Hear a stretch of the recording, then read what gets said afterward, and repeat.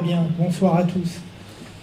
Donc avec Brigitte, et comme ça on va respecter la parité, on demandera à Robert si on peut être renommé Boulet-Boulette, éventuellement, à voir, à faire voter. Et donc prendre un petit moment sans abuser, parce qu'on a déjà passé un bon moment ensemble, sur l'organisation du pôle formation. Et donc l'invitation, Grégory vient de le dire, à un espace qui est un espace ouvert, où vous êtes tous force de proposition, parce qu'aujourd'hui on va vous le présenter de manière très synthétique, il y a un certain nombre de formations. Robert a évoqué en effet qu'il y en a une 6e dans les tuyaux qui touche à l'aide, ou enfin une formation sur l'aide à la rédaction d'un article scientifique, et puis une 7e qui a été évoquée par Sébastien, qui est donc sur un autre modèle qui est le passeport éthique. Bon, ce qui veut dire que on part de ce qui a été fait globalement depuis un peu plus d'1 an. Hier, on était en formation, il y a une des formations qui a tourné, coordonnée par Grégory, et l'objectif c'est de vous présenter pas tant ce qui existe que le modèle qu'on vous propose pour que vous soyez demain force de proposition et que des formations supplémentaires qui sont coordonnées donc par Brigitte, qui sont par la suite diffusées, coordonnées, mais que vous animez, puisque l'objectif c'est de les héberger au sein de la NPIs et après les avoir proposés, donc vous les animez, vous intervenez. Alors, en quelques diapositives, pour ne pas faire trop long, j'ai reprécisé ici donc les finalités qu'on avait définies, concevoir, valider, c'est-à-dire ça c'est le pôle formation qui, après avoir lu, eh bien, considère que ça relève en effet de la NPI, c'est ça la notion de validation, proposer des formations de type scientifique et méthodologique en relation directe avec les interventions non médicamenteuses. Ce sont des formations qui sont globalement aujourd'hui sur un modèle de 4 ou 8 heures qui sont courtes et qui sont donc thématisées. Ça ne veut pas dire que sur un thème, ça ne puisse pas justifier, on n'en est pas là aujourd'hui, mais on l'a évoqué, d'un niveau 2 de formation, d'un niveau 3 de formation, si le thème le justifie. Les formations NPI donc, sont centrées sur des contenus aux interfaces entre les professionnels, et ce qui est important qu'on a écrit après, que l'objectif ne sert pas à la reconnaissance et l'exercice d'un métier, mais la qualité d'une démarche de santé et d'intervention auprès d'un public. Ça, on y tient pour ne pas verser justement dans ce côté qui est, je dirais, plus vente d'une pratique ou d'un exercice. Alors le modèle en une diapositive, sachant que j'ai écrit, je peux le dire avant, que les formations potentiellement peuvent être à la fois de la formation initiale ou de la formation continue, de la formation en présentiel ou en distanciel. Hier, la formation était en distanciel.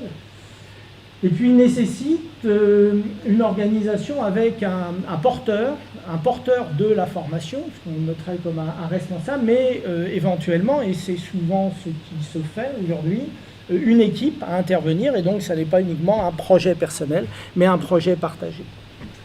Aujourd'hui, les 9 items qui permettent de travailler un petit peu à l'identique qu'on vous propose, et donc intéressé, c'est vous qui travaillez et qui en rédigez le contenu. Les objectifs de formation, compris en allant jusqu'à définir quel est le type d'intervention, est-ce qu'elle est magistrale, est-ce qu'elle est sur des ateliers pratiques, elle peut être mixte. La durée de la formation, on a conçu des formations qui sont sur 4 et 8 heures aujourd'hui, mais le modèle sur lequel vous travaillez, je regarde Sébastien, je crois que le passeport éthique est prévu sur 18 heures, je ne me trompe pas, ce qui veut dire qu'il y a à nouveau une certaine souplesse.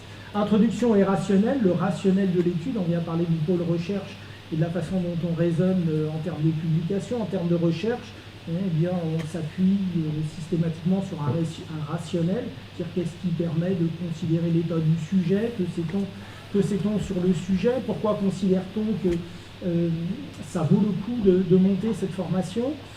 Le public cible, le public concerné, c'est-à-dire les personnes que vous voulez toucher, est-ce qu'il y a des prérequis en termes de niveau universitaire, de niveau de formation, de caractéristiques de formation, les objectifs pédagogiques et les contenus de formation qui sont sans doute en points 4 et 5 les parties qui sont les plus développées.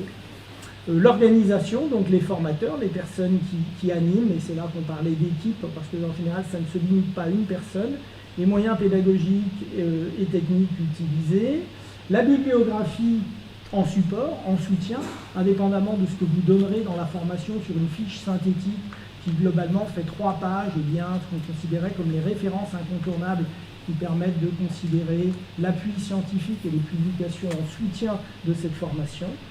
Et puis, c'est redondant, là, le point 8 et 9, objectif et rationnel pour le site, ça c'est Brigitte plus particulièrement qui le coordonne en 300 mots, comme si c'était un petit résumé qui est plus facile à lire sur le site que d'avoir les 3 pages. Mais c'est redondant, c'est extrait globalement, et c'est à nouveau vous qui le faites des premiers points. Le CV de chacun des formateurs, qui, je ne sais pas si on a une position très affirmée là-dessus, a vocation à être diffusée en détail, ou qui est plus une bibliothèque interne au niveau de la des formateurs existants. En guise d'illustration, très rapidement, je ne vais pas faire long là-dessus, mais pour vous dire à quel point c'est thématisé et ça se veut extrêmement ouvert. Alliance thérapeutique et approche éthique pour l'usage interprofessionnel des INM. Il y a des personnes qui ont été citées, Julien Misard, particulièrement aujourd'hui. Donc là, 3 personnes, Estelle Guerdou, Julien Misard et Guillaume Durand, sur ce thème. Volontairement, je ne refais pas une lecture, le diapositive sera mis à votre disposition. Initiation à la recherche clinique non médicamenteuse que Grégory coordonne, sur lequel on est un certain nombre à intervenir. Aline, on salue à nouveau, et Éléonore qui est là, qui me fait le plaisir d'être venue du Québec pour le congrès. Prospective économique avec Michel Noguès, que vous avez là entendu largement aujourd'hui, et Loïc Grénal. François Paille sur l'effet placebo, initiation au placebo, à l'effet placebo dans les interventions non médicamenteuses, et puis une autre formation, outils et mesures des capacités fonctionnelles au service de la santé physique. Ces formations étant, comme je vous l'ai dit, soit sur un modèle de 4 heures, soit sur un modèle de 8 heures, dans l'attente des formations à venir. Je passe la parole à Brigitte. Merci. Merci. Écoutez, je suis ravie de pouvoir me présenter dans ce cadre. J'en profite pour remercier évidemment la confiance qui m'a été accordée d'organiser, de promouvoir, de vous assister aussi, de vous accompagner dans vos demandes de formation. Et comme vous disiez précisément Pierrick, toutes les formations qui vous ont été présentées à l'instant, vous les avez plus en détail sur le stand de la NPIS sur lequel nous sommes installés avec Morgane. Voilà, il n'y a pas que moi, parce qu'avec mon nom, là, ça fait un peu mégalo, mais il n'y a pas que moi. Et alors, on n'a pas de parité, on est 3 filles, je suis désolée, on va faire avec pour l'instant. Donc, en effet, l'objectif, il est, je dirais, en 3 phases. C'est de promouvoir, organiser, programmer pour vous les formations existantes ou en attente d'écriture, puisque le docteur Abad travaille sur le passeport éthique qui vous a été présenté largement cet après-midi. Les autres formations, Pierrick vous les a quelque peu détaillées. Et d'autre part, et c'est vrai qu'on vous sollicite beaucoup, mais je crois que c'est important pour nous tous, c'est d'être à votre disposition pour vous écouter sur les formations, les offres de formation que vous auriez à apporter à NPS pour avoir une offre la plus conséquente possible. Voilà, que vous dire d'autre, qu'on est à votre disposition, Morgane et moi, aujourd'hui, demain, pour vous en discuter avec vous, vous recevoir, avec le sourire évidemment. Voilà, merci pour votre attention, je crois qu'il est tard. Vous me permettrez, voilà, sinon je suis à votre disposition, bien évidemment. Merci beaucoup.